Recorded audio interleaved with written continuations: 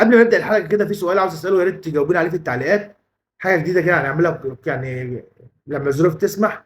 هو سؤال للمتابعين أو سؤال للمشاهدين اللي بيتفرجوا علينا. مدرب الأهلي ترشحه كروش مدرب المنتخب السابق، ولا جوميز مدرب الفتح والزمالك السابق؟ يا ريت تقول لي في التعليقات عشان في خلاف كتير قوي اليومين دول على كراش وجوميز واسمهم كتير. بس قبل ما نقول لك اي حاجه او نقول اي اخبارنا، ازيكم عاملين ايه؟ اخباركم ايه؟ وحشني كتير قوي. بس قبل اي كلام صلوا على النبي في التعليقات، وقبل ما تنساش تعمل اللايك والتعليق والاشتراك في القناه، ونقول بسم الله الرحمن الرحيم. رابطه الانديه النهارده طلعت العقوبات في ماتش القمه، وكان وقف تريزيجيه وعبد الله السعيد وقفوا مباراه وغرامه كل واحد منهم 5000 جنيه بسبب حصولهم على الانذار الثالث. كلنا عارفين ان ماتش القمه عبد الله السعيد خد انذار، وتريزيجيه بعد ما دخل الجون ضربه الجزاء اللي حسين الشحات جاب ضربه الجزاء، قلع التيشيرت، فلا كان لازم ياخد انذار كده. كل واحد فيهم خد 3 انذارات، كل واحد اتغرم 5000 جنيه وقف المباراه. حسين الشحات في كده يعني دلوقتي يقول لك طب حسين الشحات ما نزلش عليه غرامه ليه؟ قال لك تقرير المباراه مش مكتوب فيه حاجه. طب جمهور الاهلي اللي شتم قال لك برضه مش مكتوب فيه حاجه. طب جمهور الزمالك قال لك لا مش مكتوب حاجه.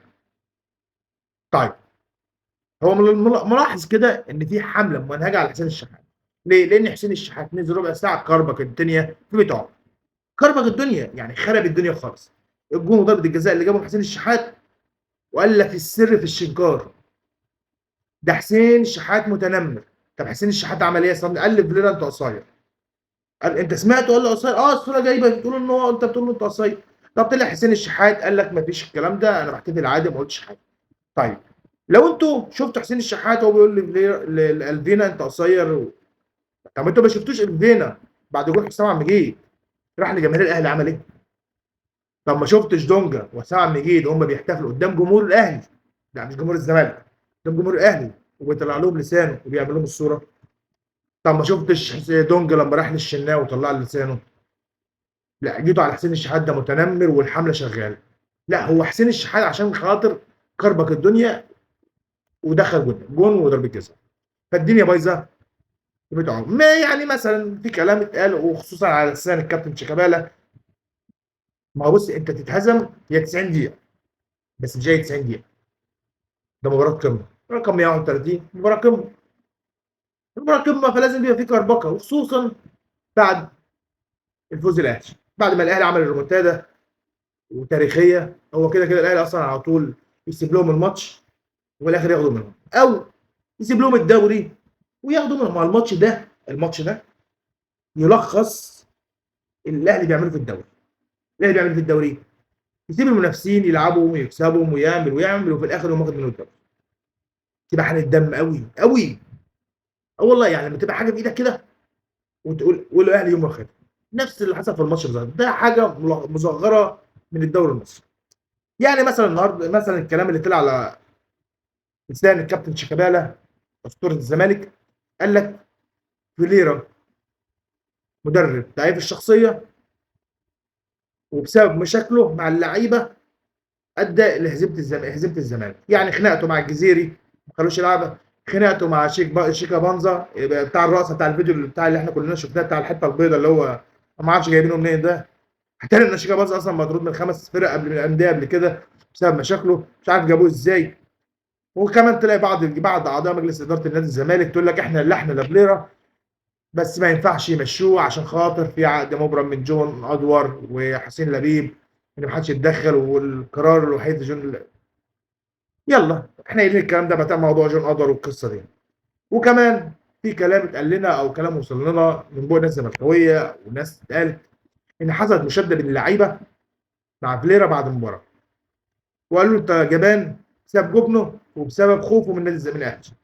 قالوا له انت بعد الجون ما دخلنا جون خلتنا نرجع ورا، واحنا كنا لازم نهاجم لو النادي، وكمان انت ما عملتناش خطه. والله انتوا بتدوروا على اي حنكشه تعلقوا فيها اخطاء، ومن الاخر انتوا مش عارفين تعملوا ايه. وجبتوا عشان الحكام ما لقيتش حاجه في الحكام، جيتوا عشان خاطر حسين شحات كربج الدنيا قعدتوا تقولوا ده متنمر مش عارف ايه. طيب، النهارده او امبارح احنا قلنا ان كان في كلام ان اللعيبه مش عاوز تنزل تدريب وقررت انها تشتكي بسبب مستحقاتها. فيحصل النهارده نائب رئيس نادي الزمالك يعمل قرض ب25.000.000 جنيه لتسديد مستحقات لعيبة الزمالك. ليه؟ لأنهم خدوا كام وعد، وآخرهم كان الوعد اللي هو إن الفلوس هتنزل آخر الشهر ده أو أول الشهر ده حسابهم. وبقى لهم 3 أشهر ما خدوش فلوس. والله العظيم يعني أنا صعبان عليّا، أنتم عارفين إن الزمالك أصلًا فيه مشاكل مادية كتير أوي بعد موضوع سحب أرض أكتوبر، وعندهم مشاكل وديون كتير، ربنا يكون في عونهم. فقرروا النهارده إنهم يعملوا يستلفوا 25.000.000 أو يعملوا قرض 25.000.000 عشان يدفعوا مستحقات لعيبة نادي الزمالك، وفعلًا النهارده نزل في حسابات لعيبة نادي الزمالك جزء من مستحقاتهم عشان خاطر بقى لهم 3 أشهر ما خدوش شيء. طيب ده اللي حصل في الزمالك بعد مباراة القمة. إيه اللي حصل بقى في الأهلي؟ غرامات. الأهلي طلّع غرامات. خُد يا كابتن وليد، أنا عاوز ال3 لعيبة دُولة اللي هو حسين الشحات وأحمد عبد القادر وديانج بعد ماتش كهربا الإسماعيلية يتجددوا، وحسين الشحات مش سنة، سنتين، هو ما فيش حاجة اسمها ليبيا.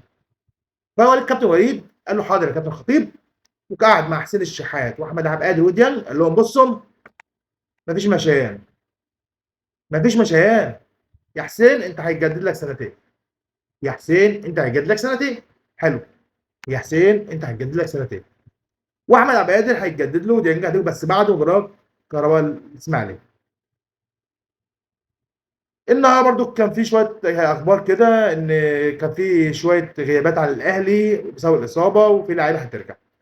الغيابات اللي هتحصل النهارده، الغيابات اللي هنكلمكم عن الغيابات الاول، بعدين هنكلمكم عن الناس خلاص اللي ربنا كرمها والحمد لله خلاص طلعوا من مستشفى الاهلي اللي احنا متعودين عليها بقى لنا كام سنه مستشفى الاهلي. حسين الغيابات عندك اشرف دير لسه الاصابه، وعندك امام عاشور لسه لغايه وقتنا هذا بسبب موضوع فيروس سي، وبيتعمل له تحاليل وبيتعمل له فحوصات كل مده، حتى في الاسبوع الجاي ان شاء الله هيتعمل له اخر فحص او لسه هيتعمل له فحص كمان او تحاليل عشان خاطر يشوفوا دنيته ايه. هو دلوقتي تحت الملاحظه، قعد اسبوع في المستشفى وبقى له اسبوع في البيت، بس لسه كل ده تحت الملاحظه، ويا رب يشفيك يا امام وترجع بالسلامه. وفوقك من الكلام اللي بيتقال، احنا عارفين موضوع قصه ادم وطني والقصه ديت والكلام الكتير اللي الاعلام الزملكاوي طلع يقوله، الكلام اللي احنا سمعناه، بس ان شاء الله هترجع. وانت عارف يا امام ان الاهلي بالنسبه لك ايه، انت عارف يا امام ان الاهلي بالنسبه لك ايه. بالنسبه بقى لحسين الشحات، كانوا قالوا بعد المباراه انه جاله صدمه، ان جاله كدمه في كتفه، صدمه. هو حسين الشحات اللي جاب الصدمه للعيبه لناس تانيه، بس لا كان العين فلت الحجر، جاله كدمه كده في كتفه، والحمد لله نزل التدريبات النهارده. محمد طاهر لما اتصاب في الدقيقه 69 برده كان عنده شد عضلي او كان عنده تقلصات في العضلات، وخلاص رجع كمان ورجع التدريبات النهارده. محمد شكري خلاص برضه نازل برضه ينقنق كده في المدرجات، في المدرجات. مدرجات الاهلي دي كانت عظمه، والله مدرجات الاهلي دي كانت عظمه. ما علينا، نزل ينقنق شويه في التدريبات، وان شاء الله هو وزيزو وقفشه خلاص يعني ايه بدانا ايه، عندنا شويه اللعيبه بدات خلاص تتعافى من مستشفى الاهلي، وان شاء الله خلاص نازلين بينزلوا التدريبات دلوقتي، وان شاء الله يعني التوقف اللي جاي ده ال 10 ايام ولا 15 يوم التوقف اللي جايين دول هم ينفعوا الاهلي، ان يتعافى من جميع الاصابات اللي عنده. وكمان المدرب اللي جاي لنا سؤال اول الحلقه، هم دول ابرز 2 مرشحين، كروش وجيميز واسمه وجيميز، دول اكتر 2 مترشحين للنادي الاهلي. بس يا ريت تقول لي في التعليقات انت لو انت كمشجع اهلاوي ترشح مين؟ ده سؤال الحلقه النهارده.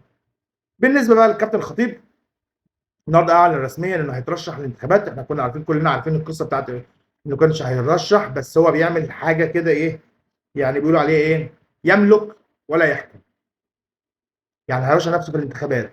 هي تقريبا هي حاجه في النادي الاهلي من ايام الكابتن صالح سليم، انا في اخر ايامي املك ولا احكم. كلنا عارفين ان الكابتن الخطيب قال ان انا مش هترشح بعد اصرار الجمعيه العموميه واصرار المشجعين والنادي الاهلي في السوشيال ميديا والناس دي كلها، اللي كان بيقول عليه انه ما حدش عبره. لا كان في ضغط على كابتن الخطيب، خلاص قرر ان هو يرشح نفسه في انتخابات مجلس اداره النادي الاهلي، ومعاه النائب بتاعه الاستاذ ياسين منصور، ومعاه الاستاذ خالد مرتجي امين صندوق، الاعضاء ده بقى مين؟ الكابتن سيد عبد الحفيظ. ابرز الاعضاء الجدد في انتخابات مجلس اداره الاهلي كابتن سيد عبد الحفيظ. ورسميا ان الكابتن سيد عبد الحفيظ بعد الانتخابات، او هو ده من دلوقتي اصلا احنا عارفين كده كده الخطيب هينجح في الانتخابات ان شاء الله، فالكابتن سيد عبد الحفيظ هيبقى مسؤول مسؤوليه كامله عن ملف الكوره. يعني هو هيبقى المشرف العام على الكوره مكان الكابتن الخطيب. كلنا عارفين الكابتن الخطيب هو اللي كان بيبقى مشرف العام، لا الكابتن سيد عبد الحفيظ، خدوا بالكم الكابتن سيد عبد الحفيظ راجل فاهم وواعي وعارف هو بيعمل ايه، وعارف بيعمل اللعيبه ازاي، وعارف تاريخ الاهلي كويس، وراجل طلع في عمره ما طلع قال حاجه على الاهلي وحشه، وهو كمان محبوب في وسط جماهير الاهلي وفي وسط الجمعيه العموميه. فالكابتن سيد عبد الحفيظ بعد الانتخابات او من دلوقتي اصلا اقولها لك رسميا ان الكابتن سيد عبد الحفيظ هيبقى مسؤول عن اشراف الكوره. دي كانت كل اخبار النهارده. لو كانت الحلقه عجبتك ما تنساش اللايك والتعليق والاشتراك في القناه، وتصلي على النبي في التعليقات، واقول لكم سلام.